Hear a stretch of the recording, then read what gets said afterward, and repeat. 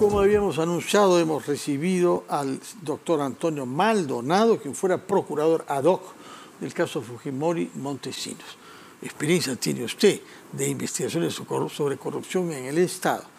¿Qué es lo que más le impresiona lo que está sucediendo actualmente, de todas las investigaciones, de todo el clima y de las incertidumbres sobre el marco normativo, puesto que se quieren cambiar o se han cambiado ya varias leyes que tienen que ver con el derecho penal?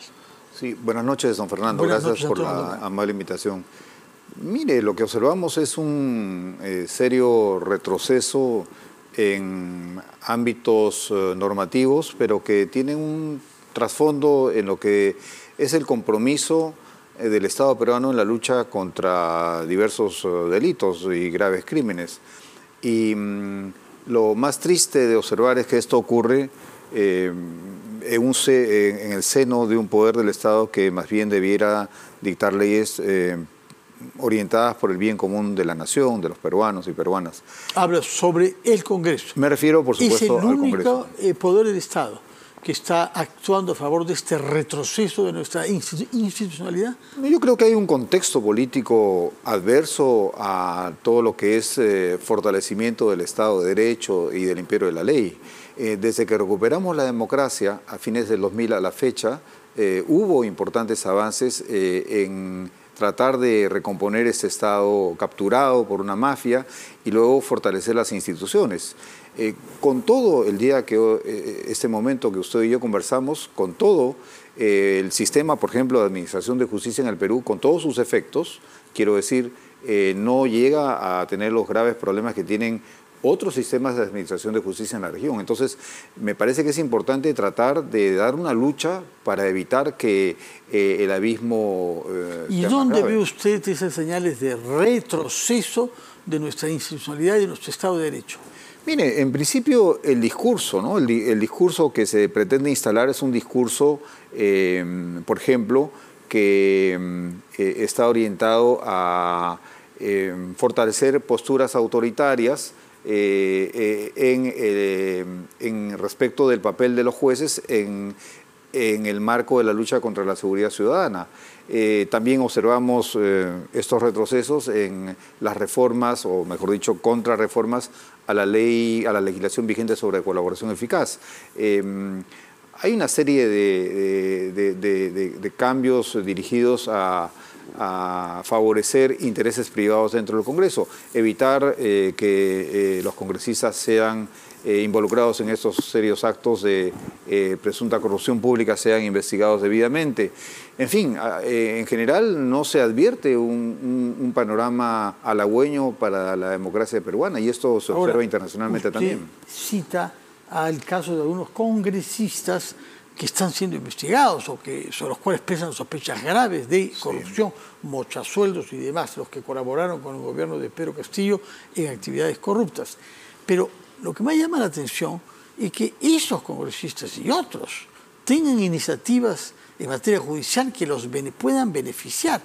Una de estas iniciativas es la modificación del marco normativo de la colaboración eficaz, que ha sido un instrumento decisivo en la época en que usted era procurador, pero también ahora. ¿Qué está pasando con la colaboración eficaz? ¿A qué riesgo nos exponemos? Mire, el riesgo, don Fernando, es el riesgo de la impunidad. Por supuesto, quienes promueven estas contrarreformas, los congresistas denominados, entre comillas, los niños, y otros vinculados a graves actos, varias acciones antijurídicas, entre ellos los mochasueldos, están pues promoviendo un debilitamiento de un instrumento que desde que fue recepcionado en el ordenamiento jurídico penal peruano a fines del año 2000 a la fecha, ha servido de manera importante precisamente en el enfrentamiento y en la lucha contra estos graves delitos.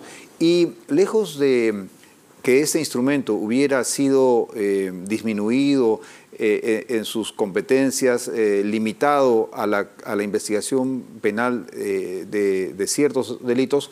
Por el contrario, en estos años, de fines del 2001 hasta el momento en que hablamos, este instrumento ha ido ampliando su ámbito de posible cobertura a la investigación incluso de delitos de minería ilegal, delitos contra el medio ambiente, tráfico de personas. ¿Cuál es el riesgo que enfrentamos ahora con esta ley que se ha publicado, que modifica los plazos para poder acogerse a la figura de colaborador eficaz? Mire, el riesgo, como le reitero, es el riesgo de consagrar y consolidar la impunidad. ¿Qué es la impunidad? La impunidad no es una categoría neutral. La impunidad ha sido definida por la Comisión de Derechos Humanos a partir de una propuesta del profesor Luis Joanet como la no sanción en diversos ámbitos, ¿no? Aunque la propuesta de Joanet se refería a la impunidad en casos graves de violaciones de derechos humanos, se puede aplicar a todo ámbito de cosas, incluso en el ámbito civil y administrativo. Y ese es el peligro más grande. El tema de los plazos, don Fernando, es un tema, es una falacia, ¿no? Es falaz el argumento porque en realidad hay plazos marcos, digamos, establecidos ya en el proceso penal según el tipo de investigación que se está llevando a cabo, si es simple, si es compleja o de crimen organizado. Y la experiencia ha enseñado, y por experiencia me refiero a la experiencia que ha acumulado institucionalmente el Ministerio Público, como así lo expresó en una oportunidad, por ejemplo, el fiscal Chávez Cotrina, que es el líder, el director del área de la lucha del crimen organizado, es que estos plazos, si son cortos, impiden un proceso que es muy complejo y que necesita más bien flexibilidad y cierta elasticidad. Si se quiere, por ejemplo, fortalecer el tema de la celeridad procesal, no es por esa vía que se debe hacer. Es lo que se ha dicho que es la razón para modificar los plazos para acogerse a la colaboración eficaz, ¿no? Bueno, en realidad, para ser claros, estas razones, entre comillas, no lo son. Son etiquetas que se usan para esconder un propósito más bien subalterno y doloso. Y ese es el problema con este tipo de reformas. Quienes la promueven, como usted está señalando, son precisamente quienes son protagonistas de hechos gravísimos. Colusión con el gobierno del señor Castillo, colusión con otros hechos graves ocurridos en el Congreso, intercambio de favores con una fiscal de la Nación, un quid pro quo inaceptable, etc. Entonces, realmente llama la atención que el Congreso crea tener cierta dignidad conviviendo con este tipo de personas y que no hayan sido desaforadas. Permítame una pequeña interrupción para conversar con un miembro del Tribunal Constitucional, luego de lo cual quisiera preguntarle sobre el tema de las filtraciones de información y la voluntad de sancionar a fiscales que sean responsables de ella. Claro. Permítame conversar con el doctor Gustavo Gutiérrez Tixe, miembro del Tribunal Constitucional. Doctor Gutiérrez Tixe, muy buenas noches, bienvenido a RPP. Muy buenas noches, Fernando. Tenemos entendido que ha habido un cambio en la responsabilidad de ser ponente en el conflicto competencial que hay entre la Fiscalía de la Nación, conflicto que había sido planteado por la señora Patricia Benavides en su momento fiscal de la Nación, y la Junta Nacional de Justicia. Explíquenos por qué este cambio en estas circunstancias. Bueno, la verdad primero que me llama la atención la filtración de un debate interno que no debiera corresponder y que ojalá que no se extienda esa mala práctica que existe en el Ministerio Público donde se filtran informaciones reservadas, porque cuando estamos en un proceso de liberación estamos todavía prevenidos o premunidos correctamente de la reserva. Y es un debate, este caso, esta demanda competencial que aún no ha acabado. Sí. Y aún con todo ello, sí le puedo decir que el reglamento normativo del Tribunal Constitucional en el artículo 46 señala que es factible variar al ponente, ¿no? Si en el transcurso del debate pues, se considera que es necesario darle una mirada distinta a un tema que está pendiente de resolver.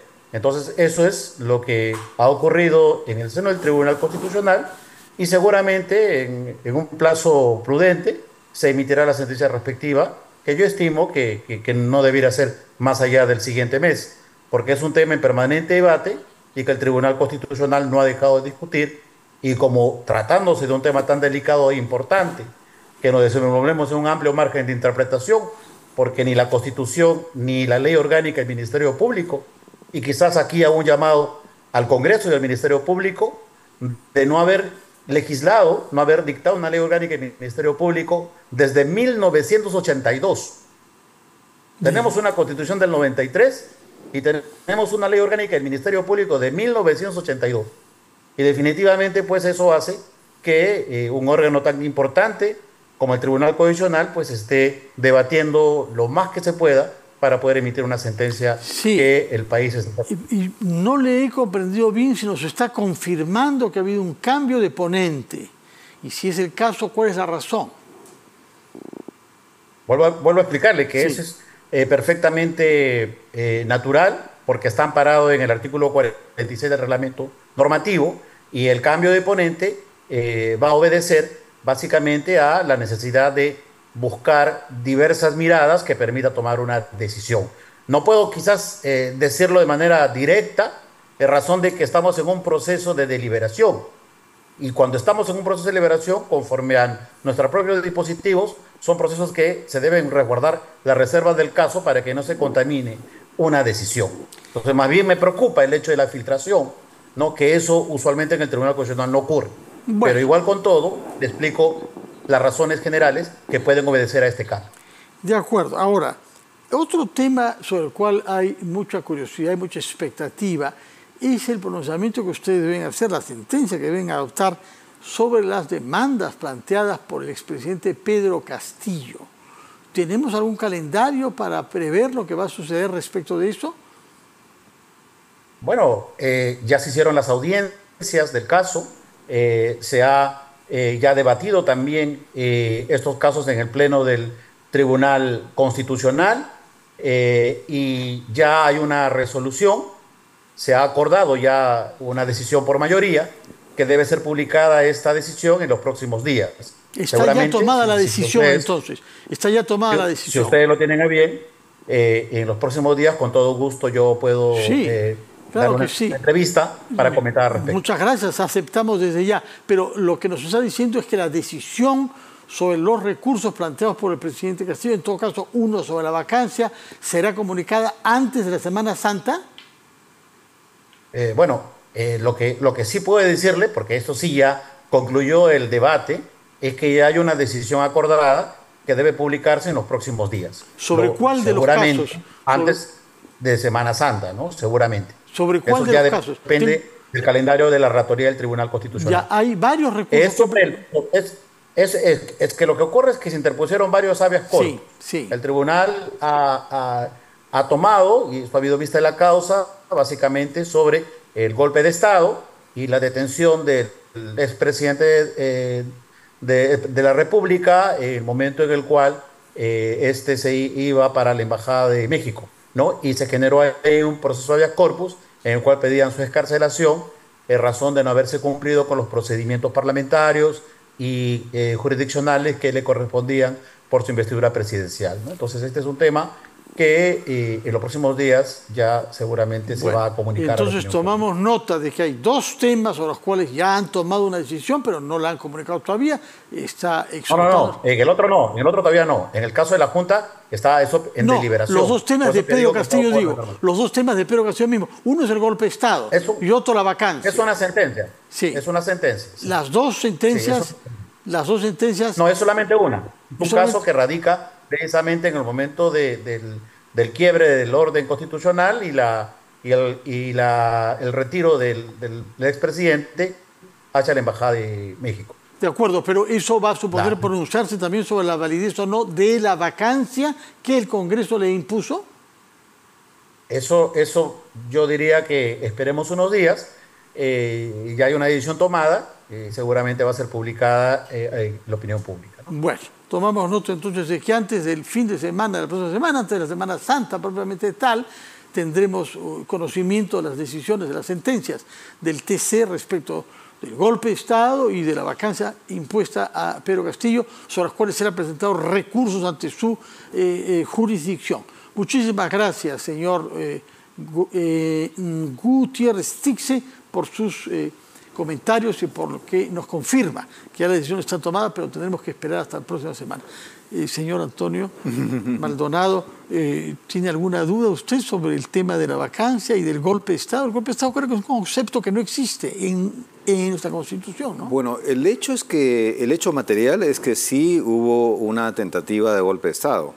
Ahora, volviendo a los papeles de los congresos en nuestra república desde la recuperación de la democracia, se podría decir que algo pudieron tratar de aprender de los golpes de Estado, tanto nuestros como el último del 5 de abril de 1992, como fuera del país.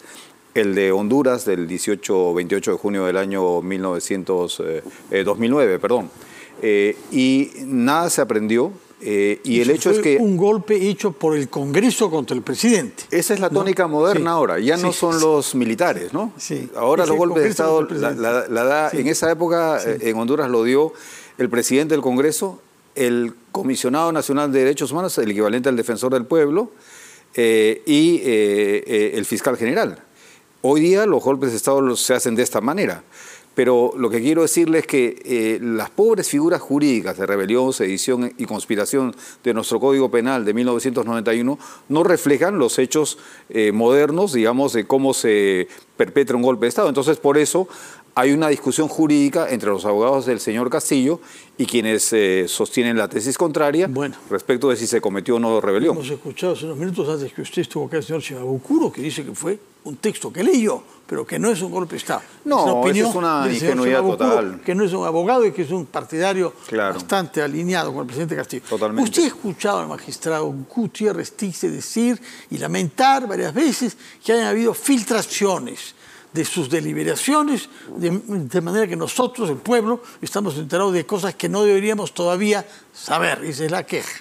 Esto ha dado lugar a una iniciativa en el Congreso también para sancionar a los fiscales que se vean responsables de filtraciones sobre diligencias fiscales. ¿Su opinión sobre este tema? Mire, acá lo que está sobre la mesa es, son dos puntos extremos, ¿no? Es decir, el secretismo, que por supuesto favorece la impunidad, y la necesidad de que una sociedad moderna conozca y de la manera más transparente posible los hechos que le conciernen. El Ministerio Público no es una institución encerrada en sí misma, sirve a la sociedad y por tanto, en última instancia, defiende a la sociedad. Y por tanto, la sociedad es la que legítimamente le exige al Ministerio Público información sobre lo que está pasando.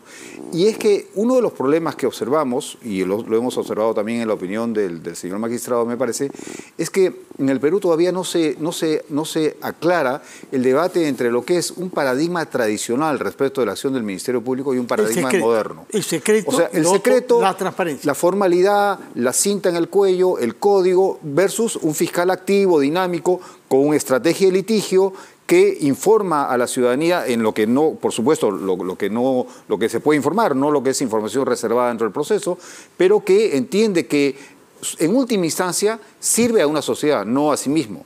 Y esto no se entiende en el Perú, lamentablemente. O sea, ¿usted cree que es algo contraproducente para la democracia y la transparencia de las instituciones que hayan congresistas que por lo demás están siendo investigados ellos, que están proponiendo sancionar a los fiscales cuando hayan filtraciones de temas en curso en la Fiscalía? Fíjese, en el Perú, un señor, un latifundista, Augusto Gildemeister Prado, solía decir que la política es la única actividad que en la que se puede robar con honores. Y eso es lo que pasa en el Perú. No nos enteraríamos de esto, de todas las dimensiones que este hecho tiene, de no ser por la prensa independiente. La noticia criminal, la noticia criminis, como se dice de manera sofisticada, no la produce el Ministerio Público. Debería producirla el Ministerio Público, debería producirla la Contraloría General de la República, deberían producirla los órganos de control. ¿Quiénes la producen? La producen los medios independientes de investigación, las unidades de investigación del comercio de la República, Perú 21, RPP, Canal N, etc. Y esa es la verdad. De otra manera, no conoceríamos de las atrocidades a las que nos someten los políticos. ¿Usted cree que esa iniciativa legislativa aspira a intimidar a los fiscales?